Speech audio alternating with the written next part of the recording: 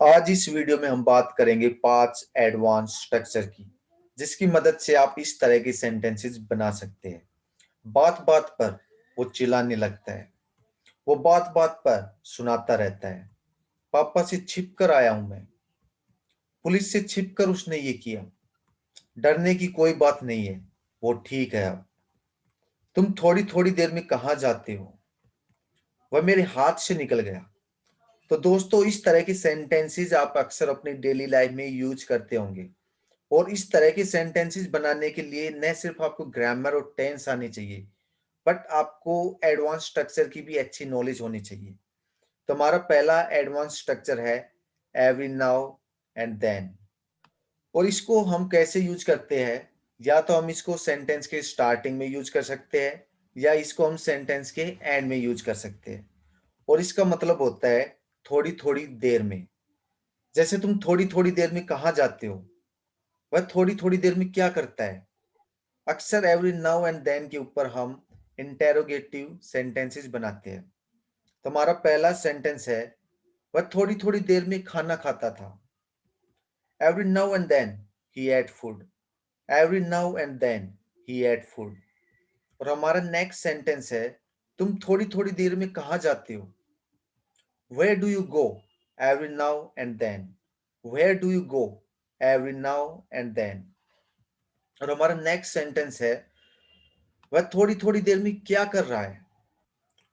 What is he doing every now and then? What is he doing every now and then? और हमारा next advance structure है there is nothing to fear. और इसका मतलब होता है डरने की कोई बात नहीं है।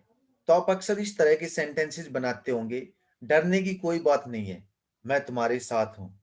इसमें डरने की क्या बात है? तो इस तरह के सेंटेंसेस हम अक्सर there is nothing to fear के ऊपर हमारी डेली लाइफ में बनाते हैं। तो हमारा पहला सेंटेंस है, डरने की कोई बात नहीं है, अब वह खतरे से बाहर है। There is nothing to fear, now he is out of danger. There is nothing to fear, now he is out of danger. और हमारा नेक्स्ट सेंटेंस है, डरने की कोई बात नहीं है, मैं तुम्हारे साथ चलूंगा। There is nothing to fear, I will come with you. There is nothing to fear, I will come with you. और हमारा नेक्स्ट एडवांस स्ट्रक्चर है ऑन एवरी मैटर। और इसका मतलब होता है बात बात पर। तो आप इस तरह की सेंटेंसेस बोलते होंगे, वह बात बात पर ताने मारता है, वह बात बात पर चिल्लाने लगता है। तो इस तरह की सेंटेंसेस हम ऑन एवरी मैटर के ऊपर बना सकते हैं। तो हमारा पहला सेंटेंस है, नहीं, मैं उससे बात नहीं करूंगा, वो बात बात पर चिल्लाने लगता है। No, I will not talk to him, he starts shouting on every matter. No, I will not talk to him, he starts shouting on every matter.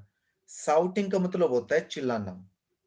और हमारा नेक्स्ट सेंटेंस है, मैं उससे बात करना नहीं चाहता हूं, वो बात बात पर ताना मारती है। I don't want to talk to her, she keeps taunting on every matter. Taunting का मतलब होता है ताना मारना। और हमारा नेक्स्ट एडवांस स्ट्रक्चर है बाई हाइडिंग फ्रॉम। और इसका मतलब होता है से छिपकर। जैसे मैं पापा से छिपकर आया हूं, वह पापा से छिपकर जाता है। तो इस तरह के सेंटेंसेस हम बाय हाइडिंग फ्रॉम के ऊपर बना सकते हैं। तो हमारा पहला सेंटेंस है, पापा से छिपकर मैं यहाँ आया हूं, मुझे जल्दी जाना होगा।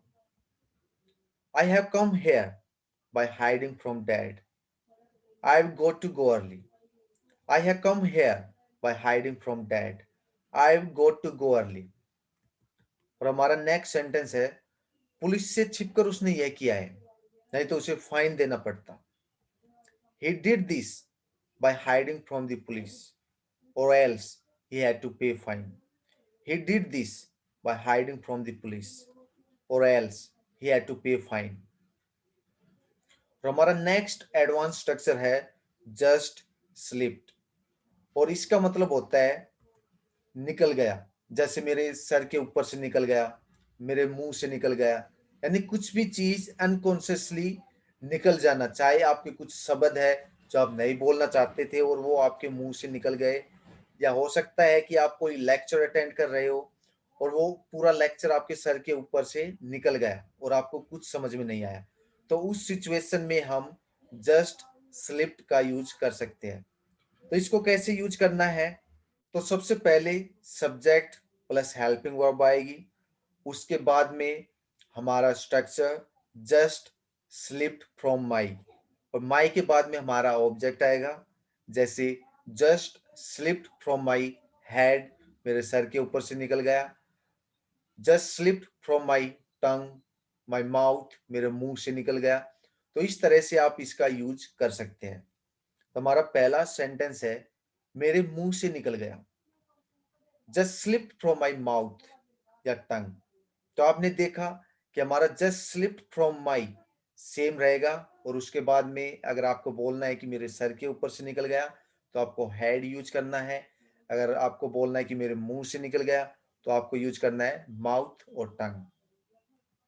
और आप इसको इस तरह से भी बना सकते हैं, it is just slipped from my tongue, it is just slipped from my tongue. और हमारा नेक्स्ट सेंटेंस है, मेरे हाथ से निकल गया, it is just slipped from my hand, it is just slipped from my hand. और हमारा नेक्स्ट सेंटेंस है, ये मेरे सर से निकल गया, that is just slipped from my head, that is just slipped from my head.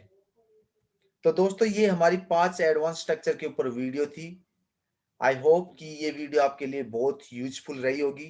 अगर आपको वीडियो अच्छी लगी तो please like, share this video and subscribe to my YouTube channel English with Rajesh. Thank you very much, see you in the next video.